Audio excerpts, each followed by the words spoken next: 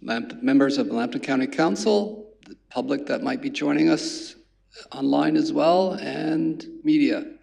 Hope everybody had a good summer. I'd ask Ms. Leger to take the roll call, please.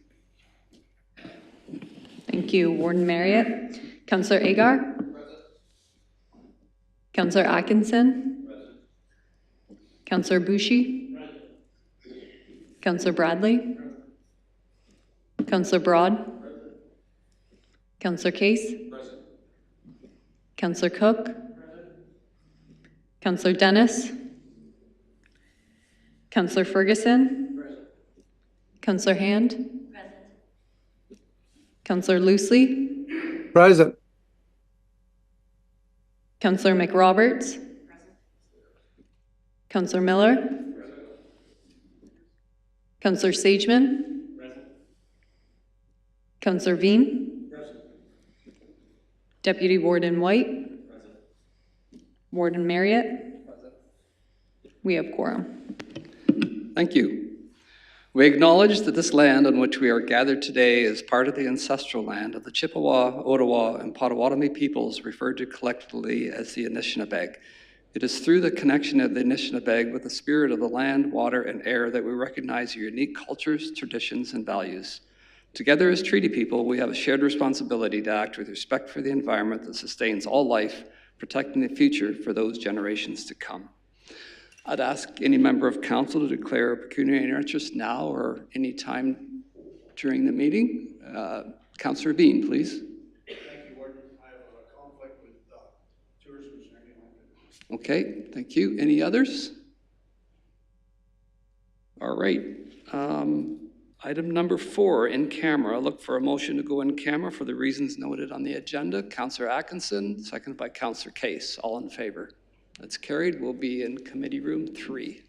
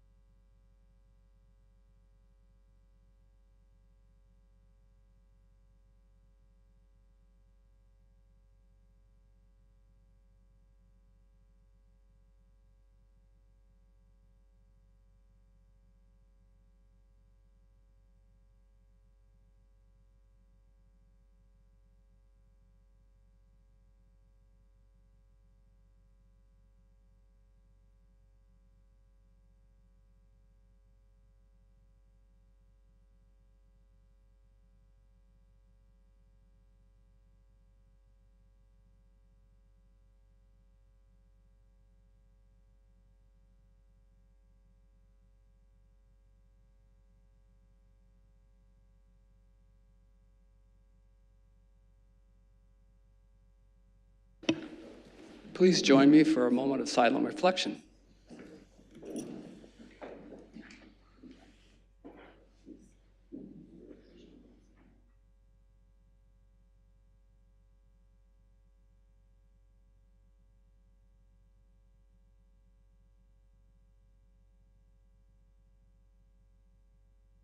Thank you.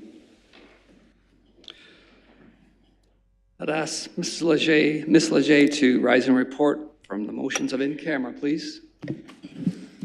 Thank you, Warden Marriott. I can report that Lambton County Council met in camera this morning for approximately 7 minutes to address a few matters. First being to review and approve the Lambton County Council closed session minutes dated July 3rd, 2024. Secondly, to review a report and provide instructions related to a service agreement with a third party. To receive a report and provide instructions regarding a development project in the city of Sarnia, and to authorize an additional $1.7 million in debt to complete the project. And lastly, to receive a report and provide instructions as it relates to advice that is subject to solicitor-client privilege relating to a development project in the city of Sarnia. Thank you, Ms. Leger. Item number 8, delegations. I'd look for a motion to invite the presenters to come forward. Councillor Dennis moves, Councillor Cook seconds, all in favor. Opposed, if any, that's carried. First delegation is Dr. Katherine Albion, Executive Director, County of Lambton Community Development Corporation, and Derrek, Lennox, Managing Partner, will be presenting to County Council regarding a progress update, including its financial status as requested by County Council at its May 1st council meeting.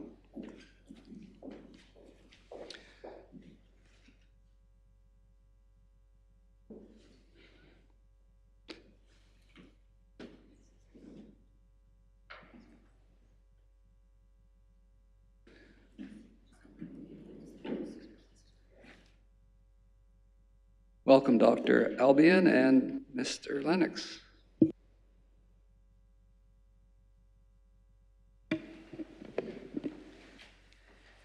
Good morning, Warden Marriott and members of Lambton County Council. My name is Katherine Albion. I'm the Executive Director of the Western Sarnia-Lambton Research Park, and I'm joined by Derrek Lennox, the Managing Partner of Kewin Consulting. Earlier this year, the Research Park acquired the services of Kewin Consulting to help us transition from our post-pandemic state to a positive, quick recovery, and we're pleased to be here today to share our progress update with you. The Western Sarnia-Lambton Research Park was established as a technology-based economic development tool to diversify the economy of Sarnia-Lambton for its future prosperity, and we are successfully delivering on the mandate given to us by Lambton County Council. We are a key component and influencer of the innovation and economic development ecosystems in Sarnia-Lambton, and with our tenants, we have created significant wealth and employment for Lambton County, and we provide a foundation for young companies to become established and grow, resulting in economic growth. Recently, we leased a large suite to a local and newly established engineering firm, and we hosted a funding announcement for Bioindustrial Innovation Canada, which received $6.5 million from Agriculture and Agri-Food Canada, matched by private partner funding to advance agriculture innovations across Canada, including a project in Alvinston. I will note that our fiscal year begins in May, so all of the fiscal 2025 data is the progress that we've achieved since our May meeting with Council. Prior to the pandemic, the Research Park consistently had occupancy rates greater than 90%. Once the pandemic policies came into place, some of our tenants began to return space to the park. Although we've had large office suites returned to us, we have increased the amount of space leased for research, commercialization, and specialized training in alignment with our mandate. Since 2018, the Research Park has continued to lease space. However, the space leased has not kept up with the large office suites that have been returned to us. Before the pandemic, the Research Park's 3 largest tenants occupied 60% of the total area at the park, and what remains of these tenants now occupies 11% of the park's area. We have achieved excellent progress in the first 4 months of our fiscal year, and I am pleased to report that we have signed 4 new leases since May 1st, including 2 leases which have totaled over 20,000 square feet of space. We have proposals issued, and we continue to discuss an additional 20,000 square feet of space at this time.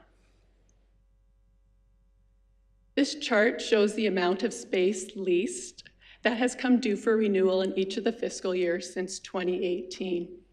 The majority of our tenants have renewed their space at the park, and we have continued to graduate companies into our communities in alignment with our mandate. We are currently at the point of our real estate cycle where our leases have renewed since the pandemic began, and we do not expect any large changes over the next couple of fiscal years, which puts us in a good position for growth. The available space at the research park represents prime opportunities to grow a thriving research and technology center. Strategic use of office space, along with conversion of offices into labs, will support the park's mission and vision to advance economic growth for Lambton County. Our fiscal year is off to a strong start, and we are on track to surpass our previous year's performances. We are seeing more inquiries for space at the park, and our leases are for larger amounts of space. We continue to see strong interest in our research and commercialization infrastructure, and our inquiries are in alignment with the economic development sectors for Lambton County. We are also seeing new interest in office space. Thanks, Catherine. One of the elements of the turnaround plan was to include an expanded marketing strategy element. And the testing phases have gone through for the first element of it. And the second phase is beginning as we speak. We've already seen the initial results for increased inquiries over the last few months, and we expect that to grow over the next quarter and half year to fulfill this phase of the project. This chart shows the monthly balances of our loans and our line of credit. The line of credit has been used to cover the shortfall of revenue over expenses, and the grants that have been provided to us by Lambton County have been applied to the line of credit to reduce the bank fees. Now, based on the test run over the last several months since the update in May, as well as where we expect to see going forward, we've already gone from a low point of a 57% occupancy, and as mentioned, we're up to just over 65% occupancy. So based on those trends and based on the inquiries that we're receiving so far, there are several potential directories that we can take a look at to do our best guess around what the runway time, around what the runway time will need to be. If we select more strategic clients that will fit the cycle and fit the organization, then that runway may need to be a little bit longer. If we just take tenants that have a need, that will be shorter, and as we go through that process, some will be selected with the support of the board and others will be selected internally, but the idea is that we'll need somewhere between that 18 to 24 months, we believe, in order to get the runway back up, with the ideal focus of making sure we pick tenants that that will support the commercialization efforts that are going on in the park. Now, one element is we believe overall that the CLDC will continue to fulfill its mandate, and this will give this opportunity to help us select the tenants as we go through it. Just to cover off for the last little bit, we've rechecked and take a look at how we impact the other elements of that commercialization cycle, and we continue to strengthen those ties as part of the system that we're actually working to improve. Now, one thing that we have found out overall, as everyone was hit, all of these research parks were hit during the pandemic. Ours are not alone, but we're still finding by sharing research across those that it is an integral part of the economic ecosystem that is being developed in the areas where they are. And we're seeing that continue. So at this moment, we do want to request a couple points. So this is following the original request that was made in May for a 1-year support. With the success that we've seen so far, we would still like to request a grant for up to $675. And the amount that we would confirm would be done through the finance department, because we expect that we will not need the full amount between now and the end. But the idea is to request up to that amount to ensure that we can prepare for potential leaseholds or other factors or debt repayment that would be required as we go through the next cycle. We would also like to request that the Lambton County administration is included in the 5-year strategic planning as we move into that phase. And also we would like to be included in a more administrative way within the budgeting process to ensure that we have enough support for that runway as noted.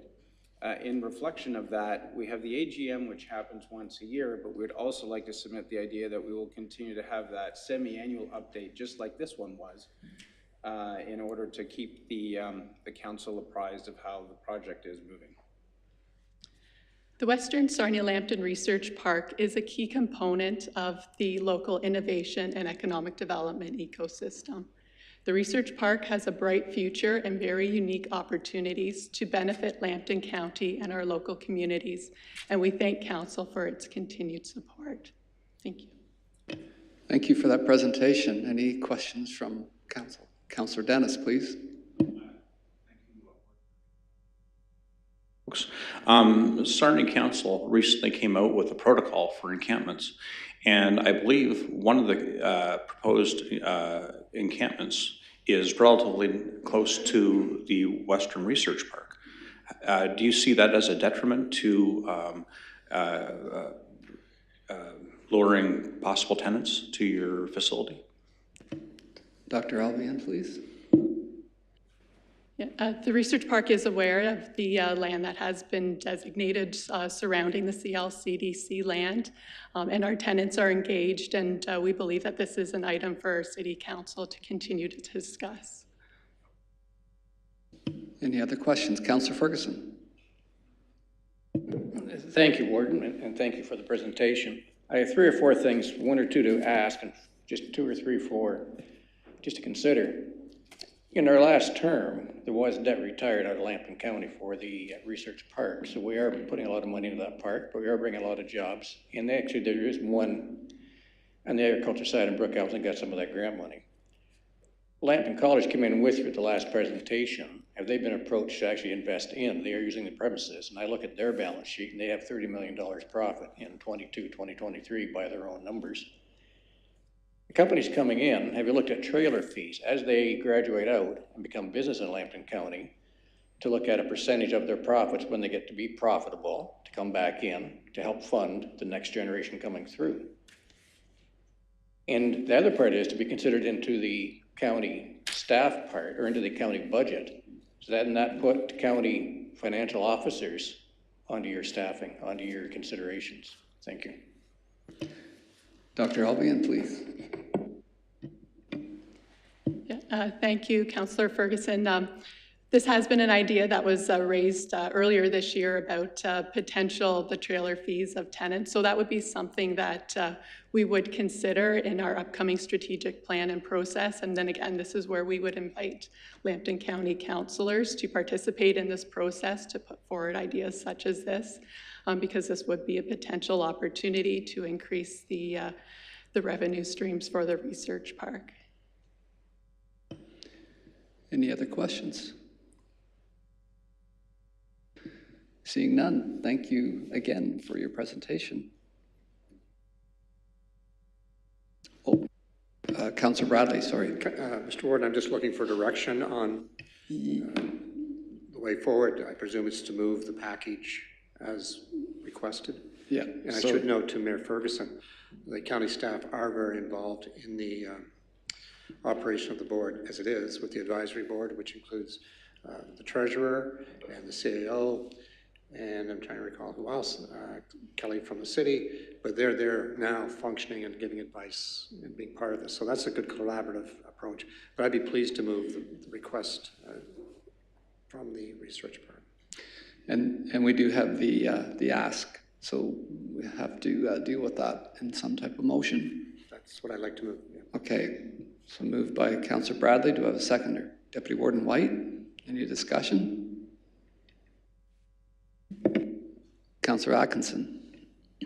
Thank you, Warden. So basically what we're doing here is looking for a motion to move this forward, is that correct?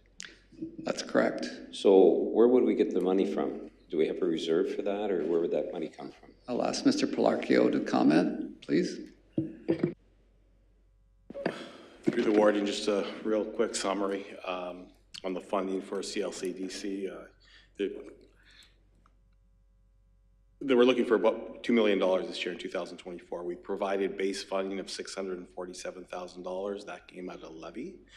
The $1.35 million request, which came in after budget, what you should consider as a one-time funding grant request, and we funded that through our stabilization reserves.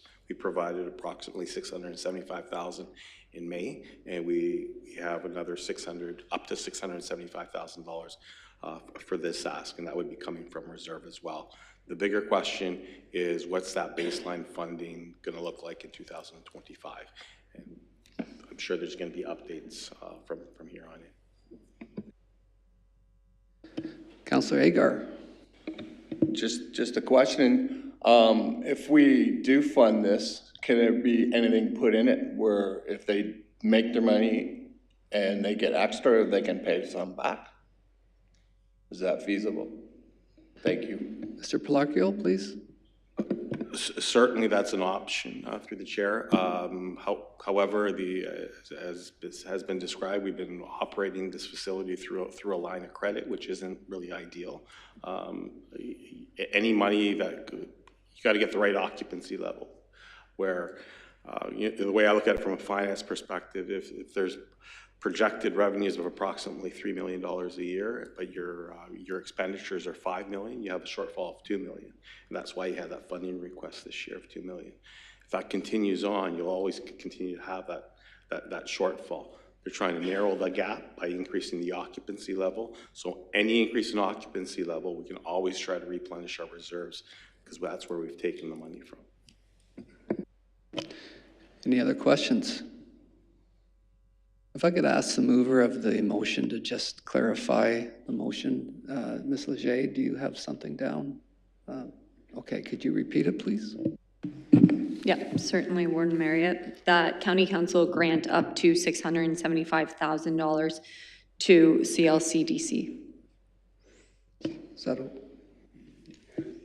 Other requests too as part of that, becoming part of the budget process, doing this over a period of time. Am I not correct, Dr. Ablin? Okay. I'm asking that the request as stated be granted by council, and that includes engagement. so?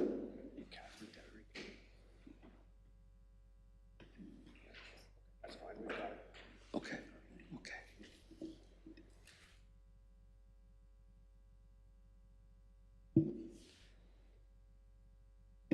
There it is on the screen.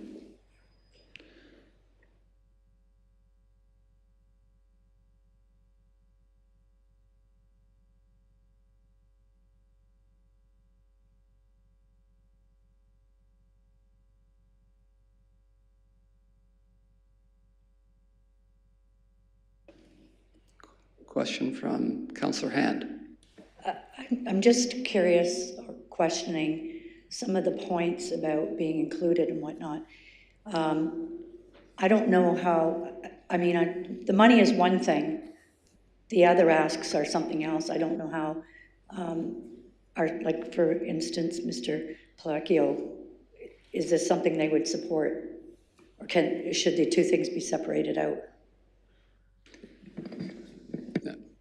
Mr. Tifo wants to address this. Thank you, Councillor Hand, for the question.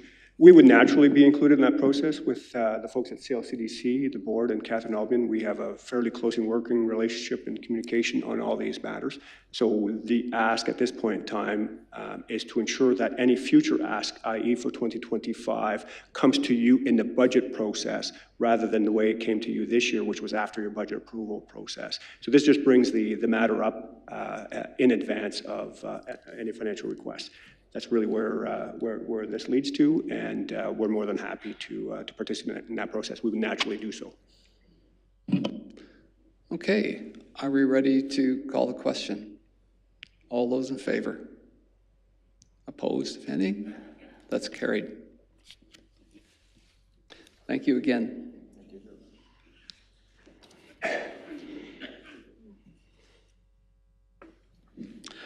Our second delegation is Al Duffy, Chair, Board of Tourism Sarnia-Lambton, known as TSL. We're presenting to County Council to provide further information regarding motion number 8 as passed by County Council at its July 3rd open session meeting. As shown below, that county staff request TSL to provide its latest audited financial statements for inclusion in our package of September the 4th, and that their audited financial statements also be included as part of the county grant process going forward. And B, that the county staff requests for TSL to provide its board meeting minutes following each board meeting. Welcome, Mr. Duffy. Thank you, and good morning, Warden and councillors. As you may have received in your package, as requested this morning, our latest updated statements, audited statements, and minutes of our meetings as requested. I thought that since we did have this for you, that it would be a good time to come before you for a few minutes to let you know what is happening at TSL and how we are operating. We have had a turnover of staff in the last year and a half. We have some newer, younger, very enthusiastic individuals join the team. We also have, as a volunteer board, some very experienced and knowledgeable people that are working with us to make sure that tourism moves ahead in our area. We're actually doing what I think is a very, very good job of this. I have been involved with tourism on and off in one capacity or another for about 10 years now. And I can say without a doubt that I have never worked with a stronger board with a terrific mandate and direction than I have ever before. So I wanted to come before you and say that I hope that what we have provided for you today is what you were looking for. And that also, most importantly, that we want to work so well with this organization as we should, and that our doors are always open. You can call anytime, any one of us, any board member will be happy to speak to you, any member of staff would be happy to speak to you. So in the future, we would appreciate very, very much that if you wanted to help us in any way, if you have any suggestions, any ideas on how tourism in our beautiful area can be increased, we look forward to having you do that. So that is an open door invitation for anyone on council. And that's about all I'd like to say, sir. Okay. Councillor Case, you have a question? Yes, through Mr. Warden to Mr. Duffy. One of the questions we asked for the information to come back to County Council was the amount of time still left on your lease at the current, I'll call it tourism building. Do you know that information? Do you know the answer to that question, sir? Mr. Duffy, please. Thank you. At this point in time, there is some talk and negotiations going on. As I understand it, we have about another year left on our lease in our present area that we occupy. And I know that there is some discussion moving forward about possibility of moving to a different location, but it is not decided yet by the board. Good with that. Any other questions?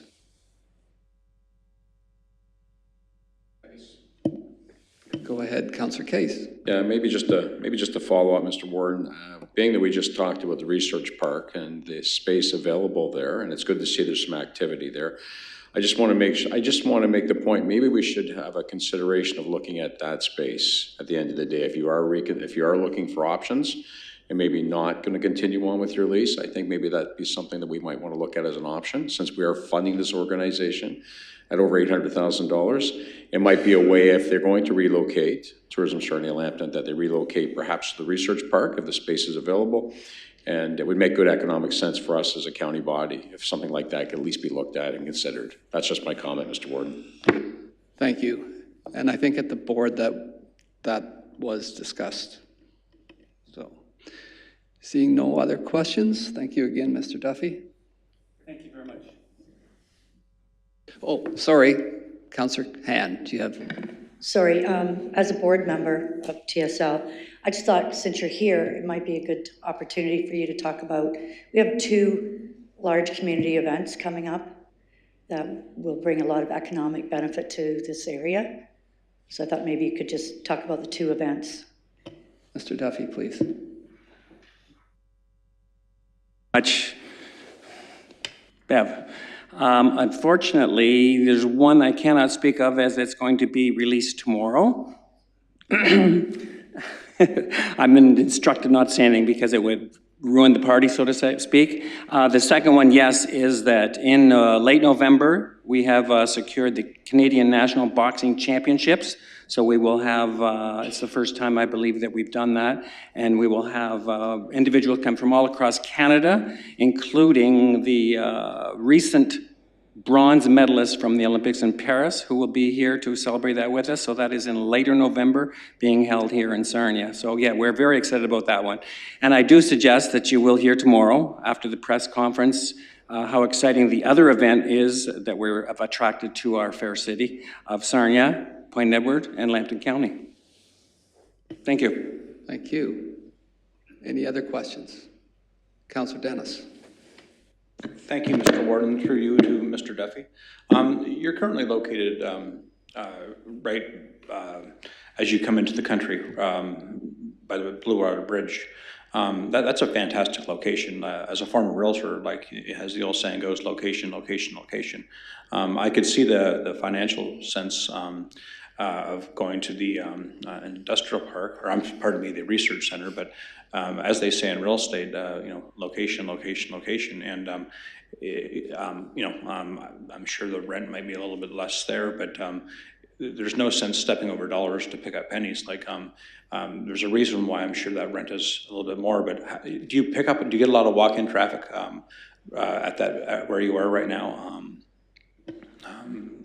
People coming in off the bridge and that sort of thing. Or maybe I'm mistaken. Maybe you're not there anymore. But Mr. Duffy, please. There it is. Actually, we're in Point Edward at that fantastic building with the giant gooses. And we do, I mean, I know when we go there for our board meetings and attend the building, it's a beautiful building. It's a beautiful area of Lambton County. So I know that in the past that we had negotiated, it's a different owner now. And so the negotiations were very favorable. So that we are looking at staying there, possibly if they're as favorable as we think they're going to be. The problem that we did run into was the fact that about over half of the building was with the province of Ontario Tourism, and they shut it down completely. But as of recently, they have found another organization that is going to move in there that would possibly enhance our particular area. So again, right now it is a big decision to be made, but under our executive director, who keeps his thumb on everything and works so very hard for us, which we appreciate very much, we will come up with the right answer, I'm sure. Councillor Han. Just to add to that question, staff told me recently that they had approximately 2 to 3 bus loads come in over the summer in a week. 2 to 3 buses. So they are still getting some traffic that way. Okay. Seeing no other questions, I'll thank you again, Mr. Duffy. Thank you, Warden. Our third delegation is Mark Suvajac, who will be presenting to County Council regarding a proposal to repurpose a cruise ship docked in Sarnia into a floating rehabilitation and treatment center to provide integrated services for addiction treatment, housing, and community support.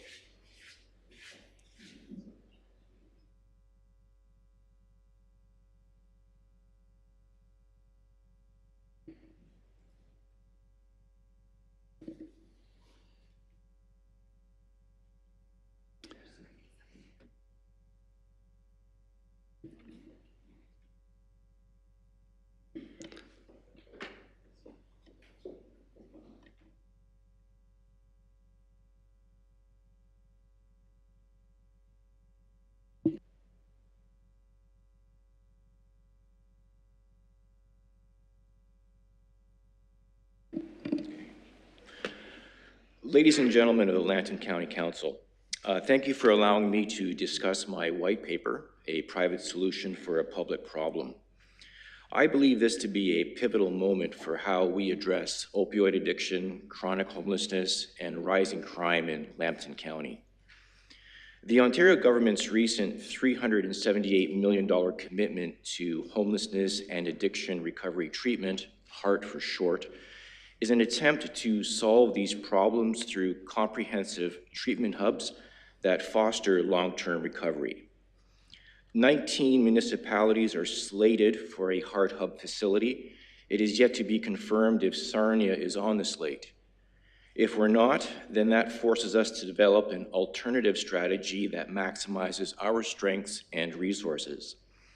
That is why I'm proposing we repurpose a cruise ship into a floating rehabilitation and treatment center to provide integrated rehab programs, temporary and transitional housing, primary mental health care, as well as local support services.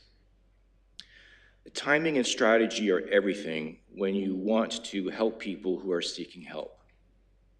The HART initiative is commendable, but brick and mortar facilities require significant time and capital investment.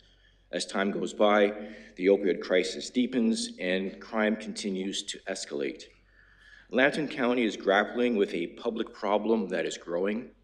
Instead of purchasing expensive land, followed by construction delays and cost overruns, we should repurpose a soon-to-be-retired cruise ship like the Majestic Star II, currently docked at Sarnia Harbor, into a floating rehab center.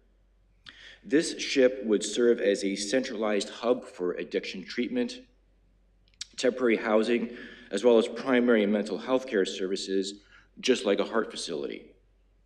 A huge challenge facing elected officials is the understandable resistance from residents who want solutions, but not in my backyard.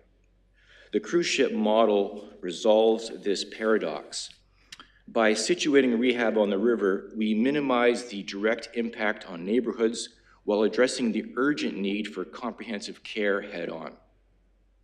This innovative approach allows us to treat opioid addicts without polarizing public opinion further. Another advantage of this model is speed. Once the ship is acquired and refurbished, it can be operational much faster than any new building. This allows us to provide immediate relief and support while reducing the workload for law enforcement, first responders, caseworkers, and let's not forget the library and librarians. The financial benefits are also clear. The cost of land acquisition in Lambton County is very high. By opting for a floating rehab center, we eliminate the need to purchase land altogether. The ship can be docked at a strategic location along the St. Clair River, where it can be accessible and integrated into existing support networks. The centralized nature of the ship's services means we can house and treat individuals on site, generating long-term savings for Lambton County. A floating rehab center offers flexibility to meet changing needs and scalable, making it a practical and duplicatable for communities anywhere blessed with maritime assets like Sarnia. Doug Ford Hart's initiative is an important step in addressing homelessness and addiction across Ontario. Implementation, however, takes time. As a cruise ship can bridge this gap by providing more immediate, cost-effective, and sustainable solution that aligns with municipal, county, and provincial interests. This pilot project not only meets the needs of Lambton County, it can provide data from learnings that can help the Ford government with its implementation of the HART hub across Ontario. By acting now, we position ourselves as a leader in the province, demonstrating that with the right strategy and political will, Lambton County can address challenges swiftly and effectively. I have already secured unanimous support from Sarnia City Council for this initiative, showing that municipal leaders recognize the potential impact of this proposal. The Ontario government's HART initiative bolsters my case for a cruise ship because both proposals promote an integrated, holistic approach to therapy focused on underlying causes rather than simply treating symptoms. This shared belief for integrated recovery hubs can also access additional funding, resources, and partnerships, making this proposal or this concept even more viable. The biggest advantage of this proposal is its alignment with the Canadian Charter of Rights and Freedoms. This pilot project respects the inherent dignity of every person, offering them a pathway to recovery while ensuring their fundamental rights to security, life, equality, health, and dignity are protected. This white paper is not just about a problem, it's about a solution that reflects our values as Canadians and upholds the principles enshrined in our charter. By reducing crime and disorder, we enhance the overall quality of life for everyone, making Lambton County more attractive for everyone. I'm urging the Lambton County Council to endorse this white paper and to set a timeline for further discussions with Bob Bailey, Doug Ford, and Marilyn Gladue. Together, we can anchor all the necessary funding, resources, and partnerships to finally free ourselves from this opioid quagmire for the good and welfare of Lambton County. Thank you. Councillor Agar, please. Did you ever have any quotes on doing this, or is it just all? All those details are outlined in the white paper that I presented to City Council. Just to give a quick breakdown, the procurement of a cruise ship similar in size to the Star Majestic 2 currently docked at Sarnia Harbor is $5 million. The refurbishment would be $10 million, and then annual operational costs, including program delivery, maintenance, et cetera, would be $3 million. Councillor McRoberts, please. Thank you, Mark, for your presentation. Just a couple of comments. We're looking at multiple facilities to cover one idea that's coming out of this. I can appreciate that. All levels of government, this isn't just city, this isn't county, it's the province, it's the federal government that all need to come together, but it's interesting to have it all in one facility, as opposed to what we're doing now where we need detox and only have a few beds, someone needs rehab, wait in line 2 months.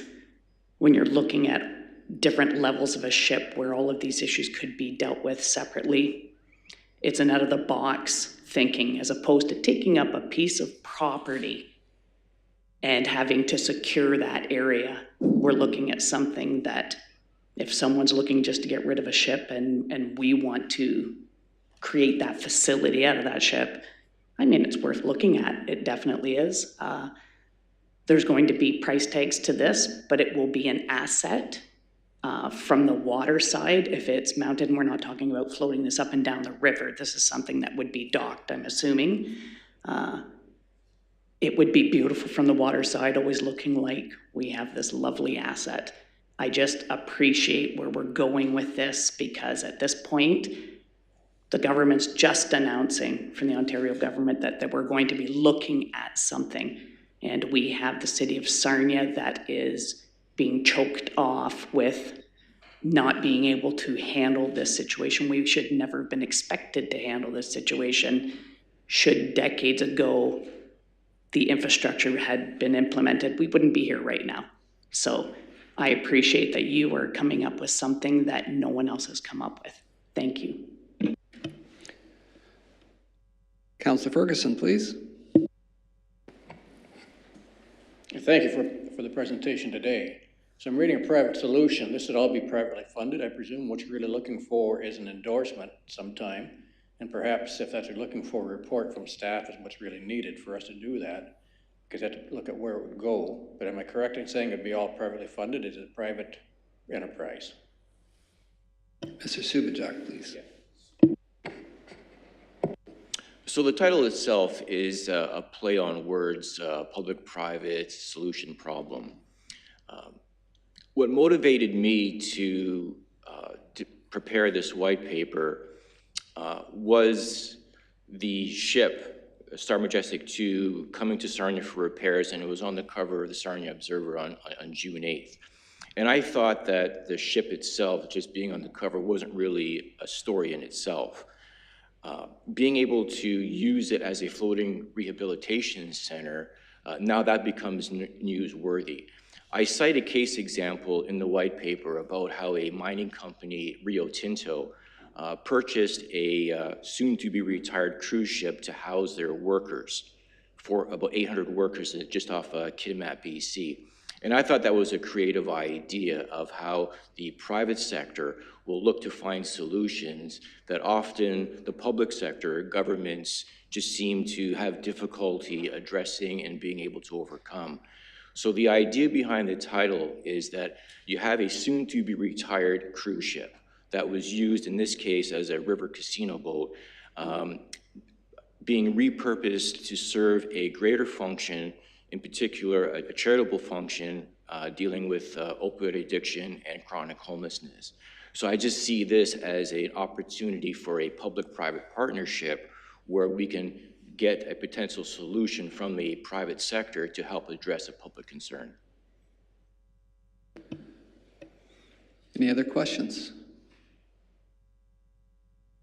Seeing none, thank you again for your presentation, Mark.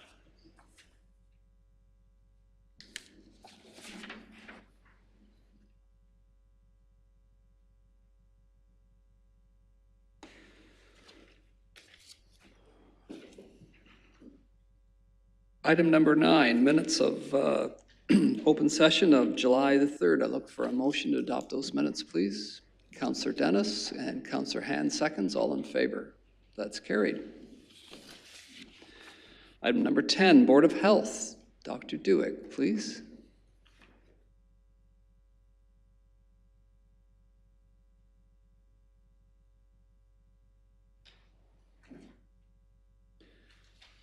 We have 3 items of correspondence to be received and filed if there's no discussion. Councillor Veen moves. Councillor Broad seconds. All in favor? That's carried. Item B, Board of Health information reports. We have 2 reports. Look for a motion to receive and file those. Councillor Miller, Councillor McRoberts, seconds. All in favor? It's carried. And item C, Board of Health reports requiring a motion. Report dated September 4th regarding automatic prohibition for vapor product sale non-compliance, Board of Health. Moved by Councillor Atkinson of the recommendation, seconded by Councillor Sageman. Any discussion? All in favor? It's carried. And let's see here.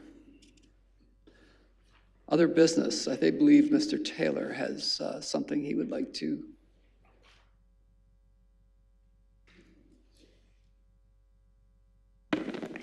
Thank you. Through you, Warden. I just want to take the opportunity to welcome and introduce County Council to a couple of new senior staff in Lambton Public Health.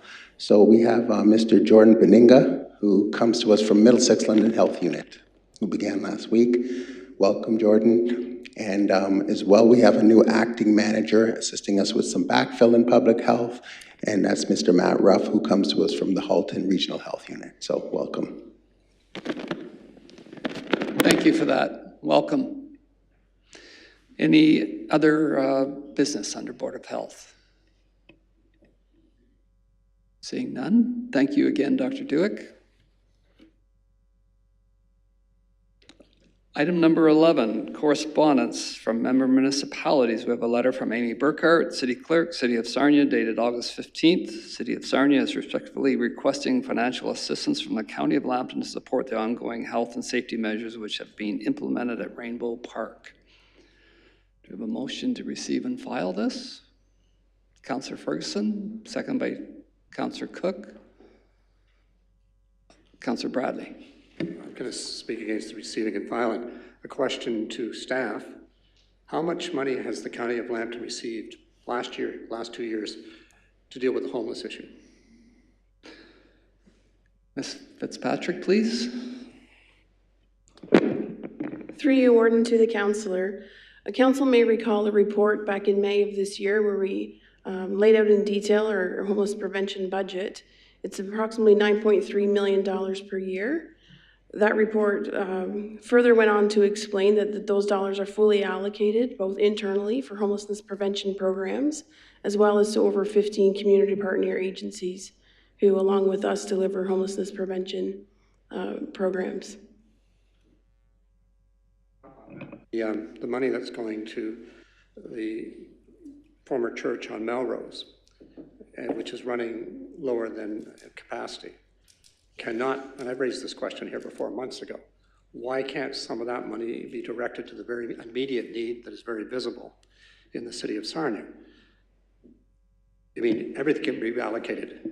And I'm just looking at the homeless plan for the county, 2024. And the goal at the end, in 2025, Lambton will achieve functional zero chronic homelessness. And as everyone knows in this room, we're not even close. So why cannot some of that money not be reallocated, which would deal with the immediate needs that the city of Sarnia is dealing with? Ms. Fitzpatrick, please. Through the warden to the councillor, unfortunately, the majority of the expenses for the Lower Lee St. Matthews location, they don't really change a lot, whether we're at capacity or not. There's a little bit of flexibility with perhaps meals or some cleaning services, but generally that $90,000 a month is in security, wages. So those expenses are in full every month, whether we're at our capacity or whether we're at 50%, unfortunately. Million, you cannot find the money to help assist in this particular, which is an immediate need. It's not a theory. It's not just something that we're philosophically thinking about. And I don't want to put you in that position because it really is our job, is to reallocate some of those funds. And that to me would be a really good signal that we're all in this together. And we're not just going to leave the city of Sarnia abandoned to deal with this crisis, which is hitting every large city in Ontario. Wish to comment further, Ms. Fitzpatrick? Through you, Warden. As far as flexibility, I mean, we're already contributing to the homeless prevention budget. So of the 9.3 million, 1.7 comes from the levy. The remaining federal and provincial dollars have very strict guidelines which remain housing focused. So our priority has to be to invest in programs and services that move folks along the housing continuum. Emergency shelter is one of those services in which we've continued to provide through the summer. And we're already finding ourselves running a deficit. So by year end, we will already be over budget, which we've updated council throughout the summer. So at this point, the budget is fully allocated. If we were to, it would mean having to end services to community partners or internally, which we would look, I guess, for council's direction if that's something we wanted to do. Thank you, and I'm going to not be supporting this motion. I will ask for a recorded vote, and if by any chance this failed, I'll bring another motion forward. Councillor Agar, you have a question.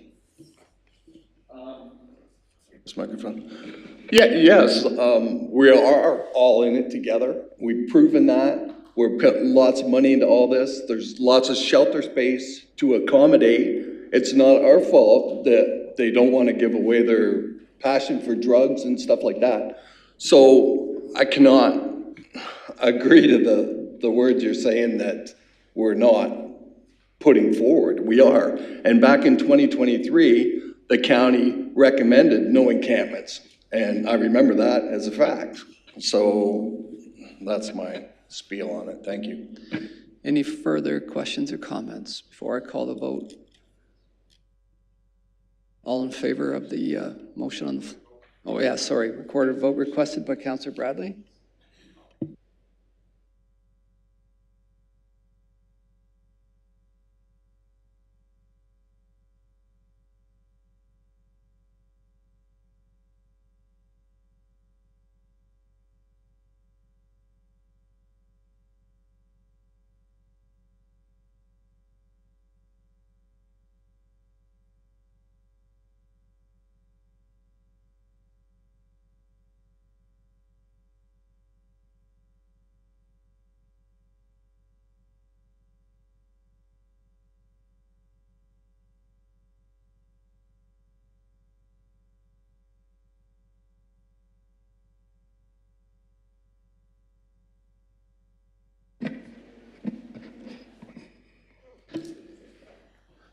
Okay, so Point of order, Councillor Loosely. Councillor Loosely, go ahead, please. Sorry about that. Yeah, thank you, Warden Merritt. I just wondered, could I have that motion read again, please? Okay, I was just about to go there, Councillor Loosely. So the motion is to receive and file. It's been recommended that we park that for a second and deal with Councillor Bradley's motion. That would be different than receive and file. No, I guess the way I was understanding the motion is to receive and file. I was saying there should be a recorded vote, and if the receive and file fails, then I'll bring a contrary motion. So we'll stick with the receive and file motion on the floor. Okay, and it's recorded vote. Ms. Leger, please. Thank you, Warden Marriott. So a recorded vote requested by Councillor Bradley, starting with Councillor Broad with respect to receive and file the correspondence on the table right now. Yes. I have a yes. Councillor Case? Yes. I have a yes. Councillor Cook? Yes. I have a yes. Councillor Dennis? Yes. I have a yes. Councillor Ferguson? Yes. I have a yes. Councillor Hand? Yes. I have a yes. Councillor Loosely? No. I have a no. Councillor McRoberts? No. I have a no. Councillor Miller? Yes. I have a yes. Councillor Sageman? Yes. I have a yes. Councillor Veen? Yes. I have a yes. Deputy Warden White? No. I have a no. Councillor Agar? Yes. I have a yes. Councillor Atkinson? Yes. I have a yes. Councillor Bouchy? No. I have a no. Councillor Bradley? No. I have a no. Warden Marriott? Yes. I have a yes. That motion passes. Okay, so moving on to item number 12. Councillor Bradley, your motion is for now or later? The notice of motion? Okay, we'll deal with the notice of motion, okay. The other motion is dead because action was taken. Okay, item number 12, information reports. A, Finance Facilities and Court Services Division. We have 2 information reports. We could look to receive and file those. Councillor Veen moves. Seconded by Councillor Miller. Any discussion? All in favor? Opposed, if any? That's carried.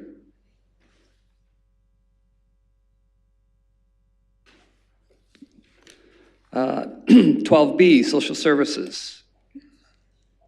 Sorry, Councillor Agar.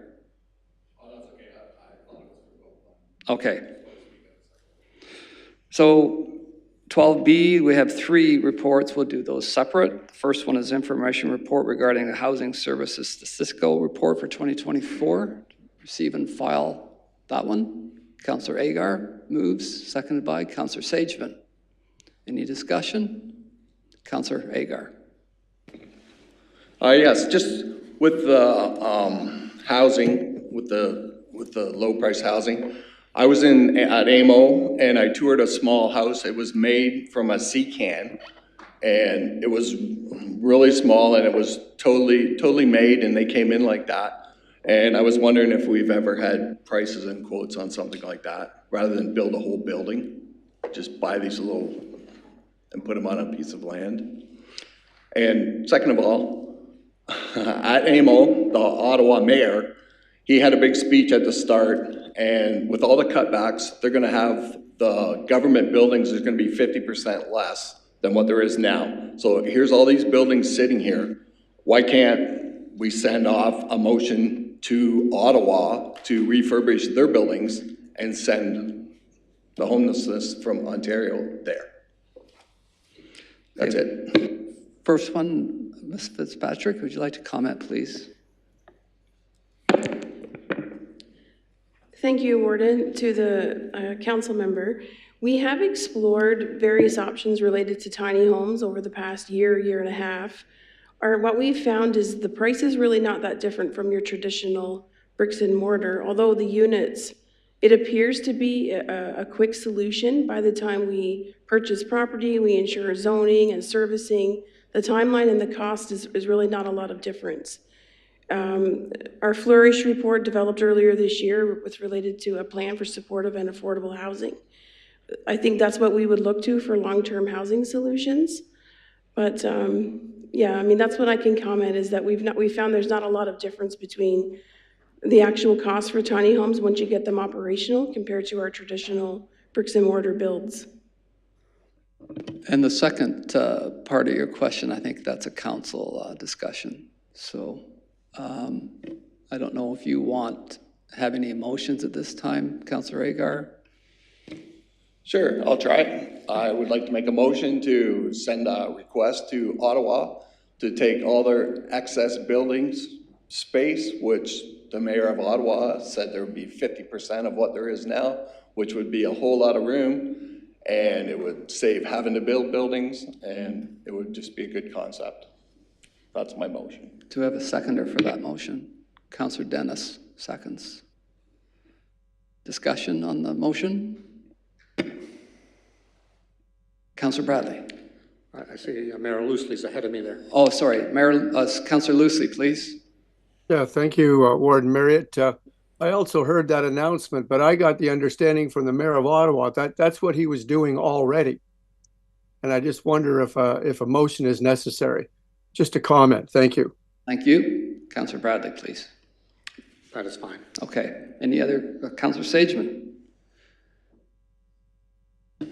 Just so I'm clear, the motion is to encourage Ottawa to convert the space to homeless residences, but is it also to bus excess homeless from other parts of Ontario to those facilities?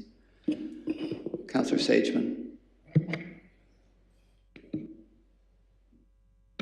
Yes, that's the intent, but after it's finished, not just ship them all there and have them walking around the streets.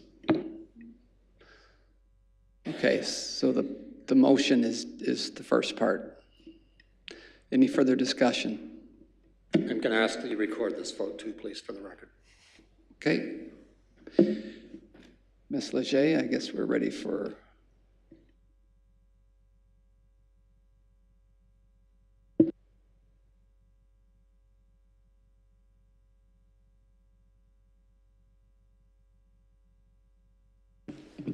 So a recorded vote requested by Councillor Bradley, starting with Councillor Dennis. Yes. I have a yes. Councillor Ferguson? Yes. I have a yes. Councillor Hand? I have a no. Councillor Loosely? No. I have a no. Councillor McRoberts? No. I have a no. Councillor Miller? Yes. I have a yes. Councillor Sageman? I have a no. Councillor Veen? No. I have a no. Deputy Warden White? No. I have a no. Councillor Agar? Yes. I have a yes. Councillor Atkinson? No. I have a no. Councillor Bouchy? Yes. I have a yes. Councillor Bradley? No. I have a no. Councillor Broad? No. I have a no. Councillor Case? No. I have a no. Councillor Cook? No. I have a no. Warden Marriott? No. I have a no. That motion is defeated. Okay, that brings us to, sorry, Deputy Warden White, sorry about that. Thank you. Councillor McRoberts. No problem. Thank you, Warden Marriott. To Councillor Agar's point, though, I wonder, and I can't recall if we've seen cost comparisons, though, because we're always hearing from staff, and I'm not doubting staff, but from our perspective, for a more informed opportunity here to make a decision like this in regards to the tiny homes and potential opportunities, I'm wondering if we have ever actually seen a cost comparison between the bricks and mortar buildings and the other alternative options that we're seeing. Because we're seeing quite a few, to Councillor Egger's point, quite a few different options out there that are significantly cheaper, from temporary solutions such as the pallet homes to immediately resolve some of the encampment concerns, to more permanent opportunities like the tiny homes, the CCAN homes and things. And I'm wondering if we've ever actually been provided with a full cost comparison. Ms. Fitzpatrick, or would you be able to, or who else would? Yeah, Ms. Please. Through the warden to the councillor, I don't believe we produced a report. I mean, if that's something, if that's the wish of council, we can certainly take that back. As far as tiny homes for emergency shelter response, I think the consensus has been that we're more quickly able to pivot within our existing shelter system, within the capacity through relationships with motel owners, with the Inn of the Good Shepherd, that it meets the need more quickly versus tiny homes for that purpose. But certainly for longer term housing solutions, we could, if that's something that council wishes to see, we could bring back a report for that. The cost analysis comparing tiny homes to traditional builds. Follow up, Deputy Warden Wade? Yes, thank you, Warden Mayor. I would make that motion then if we could have that information provided, please. Councillor McRoberts, second. Discussion on the motion. Seeing no discussion, I call the question. All in favor? Opposed, if any? That's carried. Moving on to 12BB. Oh yeah, we have a motion to receive and file the report. All in favor of? Oh, Councillor McRoberts, did you have a question? Sorry about that. Thank you, Ms. Fitzpatrick. I would like to direct that to you. When we hear what the occupancy is on all the shelters, Lurley seems to be the lowest on that scale. Have we ever just thought about getting out of that contract and turning the other shelters into 24-hour shelters? The issues I think that most of the communities don't understand is there's a check-in time and a get-out time. That also now turns folks that may or may not have spent the night right back out into the community with their items and still filtering throughout Sarnia, where if we had a 24-hour community, we may have a better chance of starting to talk about going into detox and rehabbing and building stronger relationships instead of just overnight chaos out in the streets again. And we're never really reaching those people except a few minutes with our outreach and impact teams. Thank you. Ms. Fitzpatrick, please. Through the warden to Councillor McRoberts. So our Lorelei site is actually unique across Ontario in that it's a co-site of the overflow shelter in addition to the Housing Homeless Resource Center during the day. So it's a very narrow window of time when clients are actually asked to leave that property. It's just a little bit during the evening basically for cleaning services to come in. So that facility is in essence almost a 24-hour facility. With regard to closing Lorelei, that has not been something we've discussed. Given the Rainbow Park complexities around that park, we want to ensure that anybody who requires a shelter bed can access one. So we've made the decision to keep the Lorelei St. Matthew's site open over the summer months. And our normal plan, our winter response plan would normally be that we would open in October anyways, in anticipation for the winter. Follow up, Councillor McRoberts. Do you have the occupancy just for that site? As I feel it's further away, even if it has the 24, it's in a part of the city that they're not used to congregating. So perhaps, and I'm not telling the Inn of the Good Shepherd what to do, but the lodge may be a better spot because they do have a large group that's there with the Salvation Army, and maybe that would have been a better site and get rid of the Lorelei altogether. I mean, we're not going to have it for long anyway, so just saying. Ms. Fitzpatrick, please. So the Good Shepherd's Lodge, as you're aware, is operated by the Inn of the Good Shepherd. our system coordination, we fill the lodge first, just simply because it's not an overflow site. It's a fixed shelter. It has better amenities.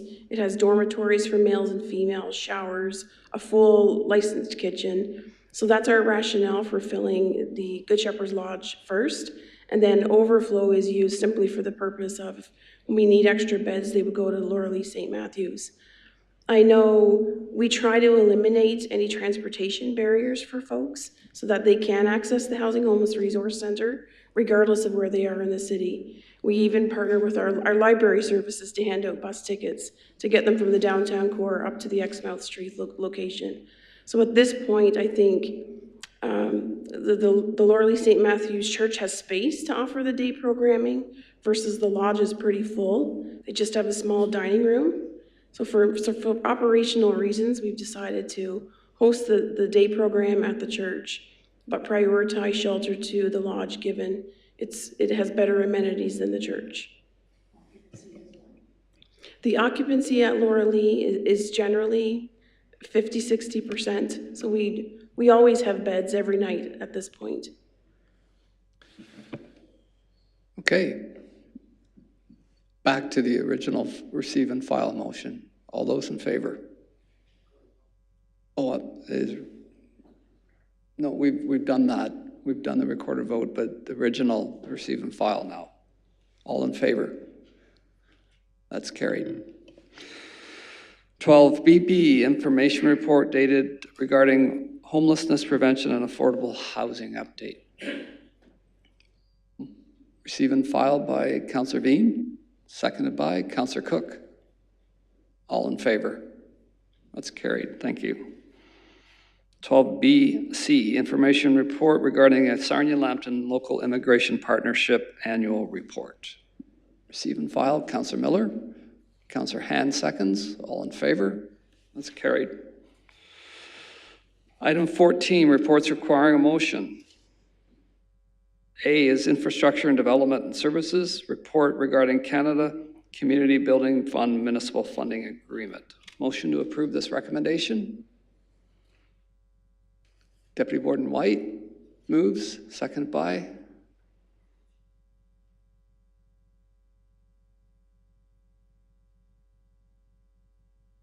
Councillor Broad. I'll take a step back. I think you skipped number 13. That's why there's a big sign. Oh, I'm sorry.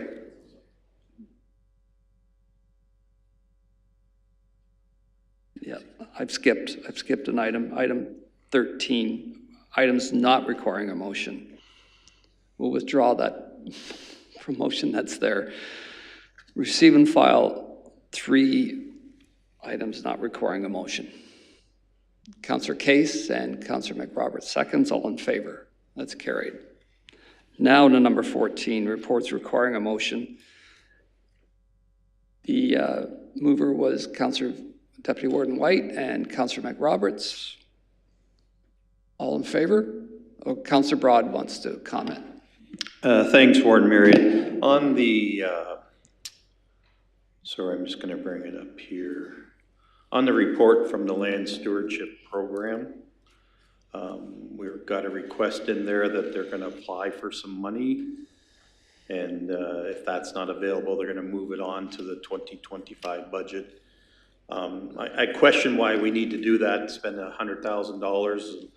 Our treasurer has sent us a report there that says financially maybe isn't a good time now to be starting a fund like that. There's numerous funding agencies out there today. I'm a certified crop advisor with a 4R designation and been involved with many of them. So I'm not really sure why we're starting up our own $100,000 fund there, or grant program. If the province, if we can apply for that funding and get it, then I'm good with that, but I'm not sure that we should be taking levy dollars for that $100,000 grant. Who would like to deal with that? Mr. Meyer, please. Yeah, thank you through Mr. Warden to the council. Thank you for the comment, and certainly take that under advisement. The intention is to pursue 100% grant funding through the Great Lakes Local Action Fund for this initial year. And if we're not successful, certainly come back to the council with some options for consideration. Thank you. Any other questions, comments on the motion? So all in favor to receive and file? Opposed? That's carried.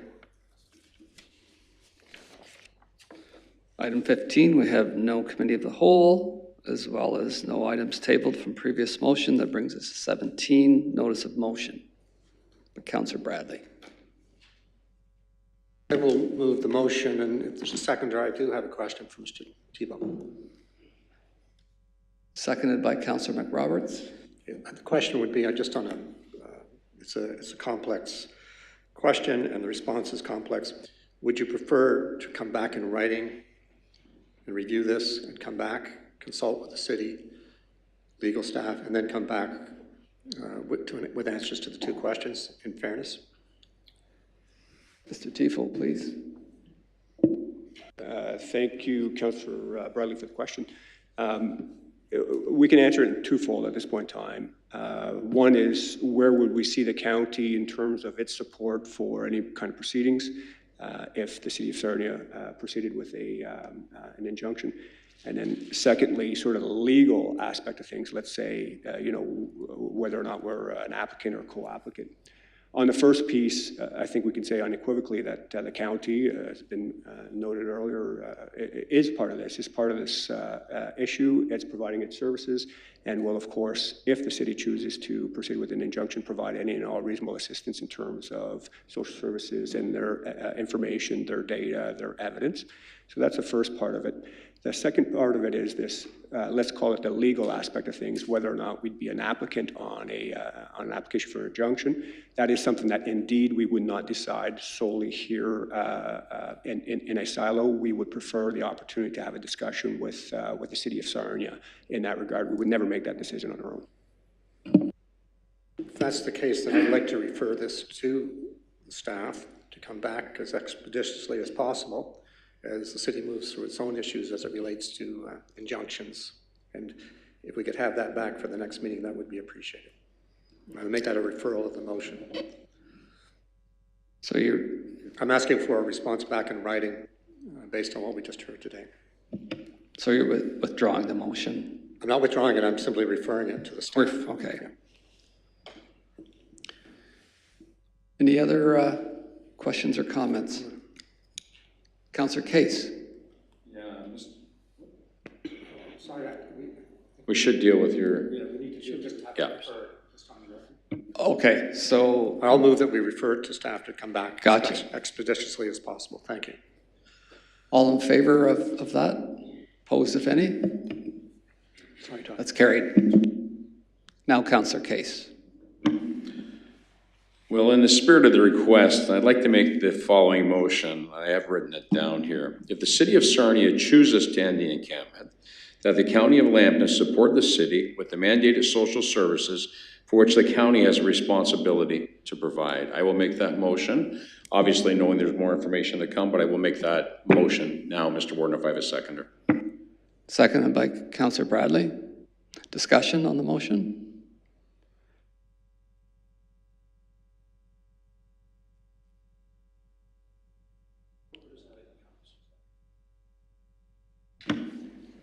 So through you to Mr. Warden and to the question that was asked, it is a motion that basically, I will read it again. If the city of Sarnia chooses to end the encampment, that the county of Lambton support the city with the mandated social services for which the county has a responsibility to provide.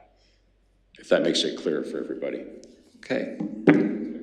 One more asked for questions or comments before I call the vote. All in favor of the motion? Opposed, if any? That's carried. That brings us to item number 18, other business. Is there any other business before this fine body?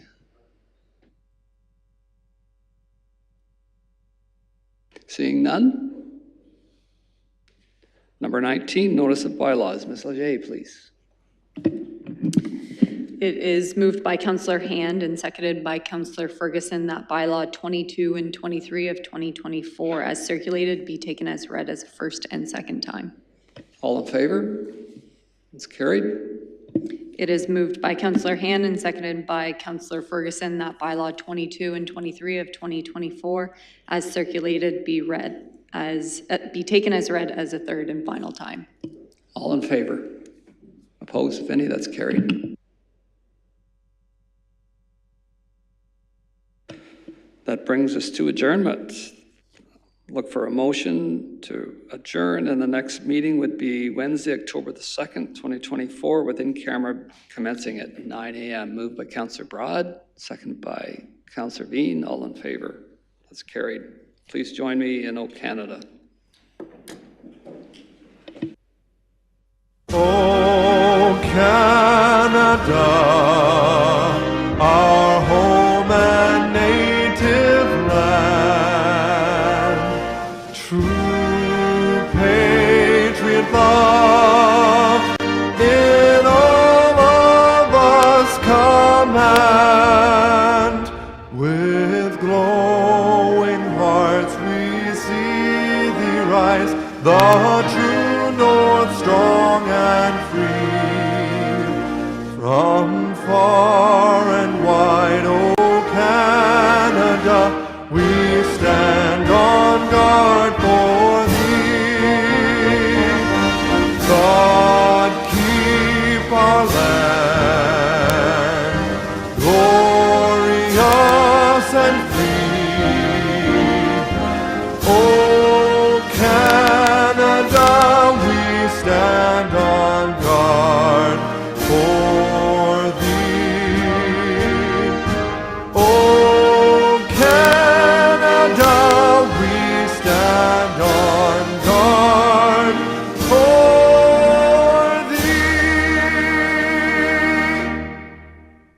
thee. Remind everybody of the annual steak fry being hosted by Point Edward.